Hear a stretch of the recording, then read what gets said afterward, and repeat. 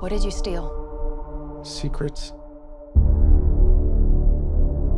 The data they paid me to protect. When the idea for something like this comes into your mind, when I'm sure you're someone who has loads of ideas, what made you say, oh, I actually need to make this one now? Well, this idea was always in my mind because I have worked within the genre of this kind of terrestrial, not science fiction, meaning extraterrestrial encounters here on Earth, not Star Wars out, far, far away. That's George's territory, far, far away. My territory is more close to home, all of our homes. And so this is something that's always been on my mind. It's never left me, from Close Encounters to E.T., War of the Worlds. This has never left me, this kind of subject matter.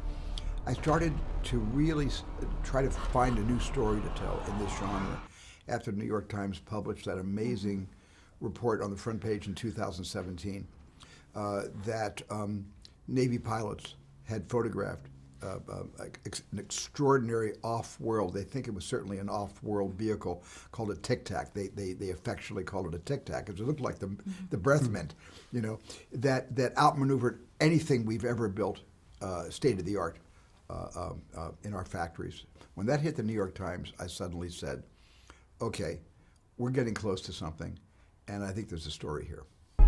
People have a right to know the truth. It belongs to 7 billion people. What is it?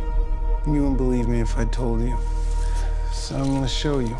And Josh, there's nothing predictable about the films you've been choosing and the roles you've been taking on. What was it about this one that really spoke to you? Steven Spielberg. That was the headline. No, but I also, that is the headline because it really is the dream for any actor to. It's beyond the dream. Anyway, so that was the first thing. But truly, I am quite I'm someone who's interested in faith generally, and this is, and also fascinated by mystery. And so I kind of had a conflict actually early on around my feelings about that. I really believe in mystery that and I feel as though we're losing a sense of mystery in modern life. And so part of me likes the kind of speculation of what's out there, and I sort of don't want to know. But Stephen addresses that too in this film.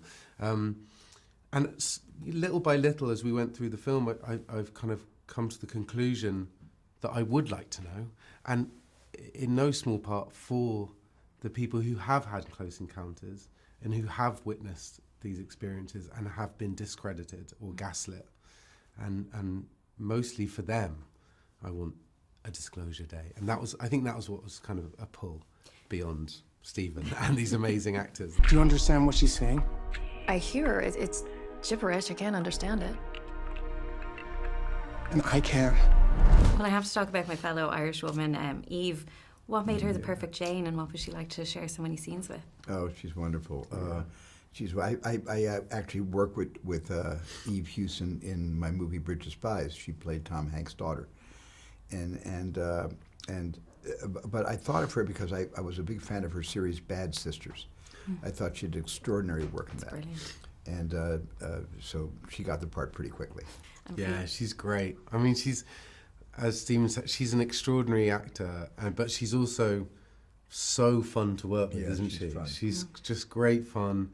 She's also a really brilliant friend and very supportive. And the times, we were talking about it yesterday, the times, I'm quite an anxious person. I think when I was feeling anxious, she'd really lift me up, and likewise. And I think the three of us, Stephen would call us the kids when we turn up on set. And we were really looked after by Stephen too, but she's terrific. I called Colin Firth the kid too. Yeah, and Colin. Yeah, the three kids were me, Eve, and Colin. Yeah. I remember seeing Jurassic Park as a child, and it completely blew my mind. People for generations have movies of yours that have had that impact on them. How does it feel to know you've affected so many people that way? Well, it's and look at how many audiences have affected me and given me the will to continue and the incentive to keep making movies and telling stories, and the reinforcement that it's something I love to do. So whatever I put out there, the audience has made their own, Because I think my movies are more like I raise a child, then I put it up for adoption, right? And it belongs to Jurassic Park is more your film than my film. That I feel that the audience response to these movies, it just kept me going. And I'm so grateful for that. Whatever happens, don't you let go.